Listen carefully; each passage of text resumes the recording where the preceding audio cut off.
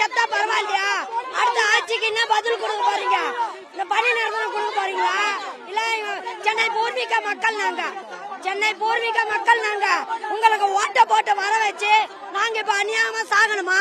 உங்களுக்கு ஓட்ட போட்டது அதுக்கு தானா? எதுக்கு நாங்க ஓட்ட போடணும்? இனிமே 2026 யாருன்னு நாங்க காட்டுவோம்.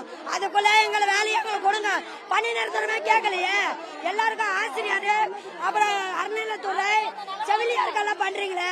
நாங்க என்ன தீங்காத தடையா? குப்பை வாடுறவங்க, பொதுமக்களை காப்பாத்துற நாங்க எங்களை விட்டுட்டு அவங்களுக்கெல்லாம் போடுறது பெரிய விஷயம். சந்தோஷப்படுறோம். எங்களுக்கே போட மாட்டேன்றீங்க. நாங்க ஒதுக்கப்பட்டவங்களா? நாங்க சென்னை பூர்வீக மக்கள் கிடையாதா? எங்கேயா இருக்கிற ராம் ரெட்டிக்கு துணை போறீங்களே, ராம்கிக்கு துணை போறீங்க, தனியாருக்கு துணை போறீங்க. நீங்க போனா வாண்டா வரணுமா? எலெக்ஷனுக்கு வருவீங்களா? ஐயா, அம்மா, அக்கா வருவீங்களா? அப்ப என்ன வாக்கு கொடுப்பீங்க?